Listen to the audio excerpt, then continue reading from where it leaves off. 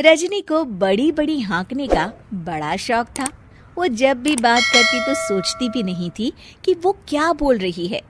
एक दिन रजनी अपनी सास से कहती है, माँ जी आपको पता है मेरे लिए तो अमेरिका से लेकर लंदन तक के रिश्ते आ रहे थे, लेकिन मैंने तो सोचा शादी करूंगी तो इंडिया में ही करूंगी और कहीं नहीं।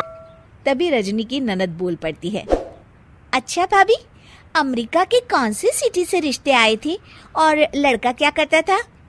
अरे किसी मार्क करके कुछ नाम था, किसी सोशल नेटवर्किंग साइट के लिए काम करता था। भाभी कहीं आप मार्क जुकरबर्ग की तो बात नहीं कर रही हैं? यही नाम था, तुम्हें कैसे पता?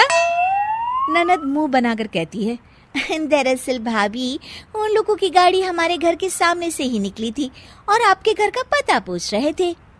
रजनी समझ जाती है कि उसकी बात पकड़ी गई है, लेकिन वो जरा भी परेशान नहीं होती और रॉब से कहती है, हाँ पता है बहुत बड़ी बड़ी गाड़ियां थी उन लोगों के पास।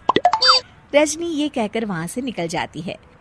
एक दिन रजनी का पति ऑफिस के लिए तैयार हो रहा होता है और उसे देर हो रही थी।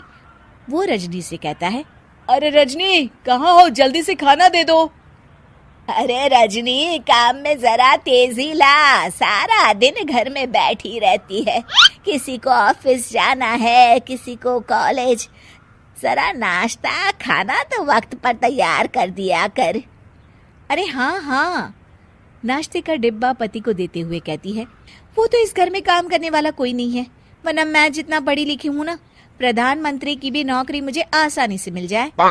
तभी रजनी की ननद फिर उसके मजे लेने के लिए रजनी के पति की तरफ देखकर मुस्कुराती है और रजनी से पूछती है, अच्छा भाभी वैसे कौन सी डिग्री की जरूरत होती है प्रधानमंत्री बनने के लिए, हमें भी तो बता दो। अरे कुछ खास नहीं, बीपीएम या एपीएम। सभी रजनी की तरफ हैरानी से देखकर पूछते हैं, बीपीएम और एपीएम ये क्या है रजनी? रजनी अकड़ कर कहती है, अरे पढ़े लिखे हो तो पता चले ना, बैचलर इन प्रधानमंत्री और मास्टर इन प्रधानमंत्री। अब क्या था, रजनी की ननद और पति मुंह छुपा छुपा कर हंसकर निकल जाते हैं। रजनी समझ नहीं पाती है कि आखिर हुआ क्या। खैर रजनी की ये आदत दिन पर दिन वैसी ही रहती है। एक दिन रजनी अकेली एक पार्टी में जाती है जहाँ रजनी की रिश्तेदार उससे कहती है, अरे रजनी बहुत सुंदर साड़ी पहन रखी है, बहुत जच रही है तुम पर। अरे भाभी कैसे नहीं जचेगी, पूरे 1.25 लाख की साड़ी है, वो डिजाइनर है ना जे वालिया, उसी के स्टोर से खरीदी है, ओरिजिनल है ओरिजिनल। बस अब क्या था, पूरी पार्टी में ये बात आग की तरह फैल गई कि रजनी की साड़ी 1.25 लाख रुपए की है। तब काकी कहती है, अरे रजनी सुना तुम्हारी साड़ी 1.25 लाख रुपए की है। अरे काकी वो तो मैंने ही कम ही रेट बताया था भाभी को, आप तो जानती है ना कितनी झूठी और जलनखोर है वो। है तो ये साड़ी करीब 2 लाख रुपए की, लेकिन मैंने उन्हें 1.25 लाख ही बताई। हाँ। और रजनी इतनी महंगी साड़ी लेने की क्या जरूरत थी? अरे ये तो कुछ नहीं है काकी, मेरे शादी का लहंगा तो मेरे पापा ने 80 लाख का दिलवाया था, हीरे लगे थे हीरे मेरे लहंगे में। हाँ। भोली भाली काकी के पास खड़ी उनकी बहू बोल पड़ती है, अच्छा रजनी भाभी फिर क्या किया, आपने उन हीरो के गहने बनवा लिए होंगे। चलो माँ, मुझसे तो अब यहाँ खड़ा भी नहीं हुआ जा रहा। ये बोलकर दोनों वहां से चली जाती है। लेकिन रजनी की साड़ी तो चर्चा का विषय ही रहती है। अचानक पार्टी में एक महिला आती है जिसने बिल्कुल रजनी जैसी साड़ी पहनी होती है। सभी उसे देखते हैं और उसके पास जाकर पूछते हैं, अरे सुनीता कैसी हो, बड़ी सुंदर लग रही हो। सभी सुनीता के पास जाते हैं।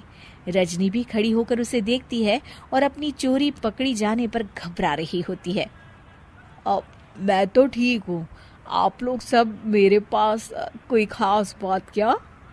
और अब बेटिया ये साड़ी तेरी बड़ी प्यारी है, कहाँ से ली और बुरा न मानना कितने की ली?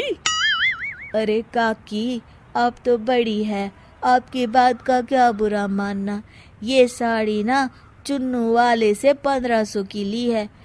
ऐसी पूरे दुकान में सिर्फ 2 ही साड़ी थी, एक मैंने ले ली और एक रजनी भाभी ने। तभी सुनीता की नजर रजनी पर पड़ती है। अरे रजनी भाभी, आपने भी वही साड़ी पहनी है। फोन पर बात कर लेती तो मैं कुछ और पहनाती। अब क्या था, रजनी की तरफ सारे रिश्तेदार देखने लगते हैं और रजनी वहां से सर पट निकल जाती है। वो मन में सोचती है कि अब मैं कभी हाँकने वाली बात नहीं किया करूंगी।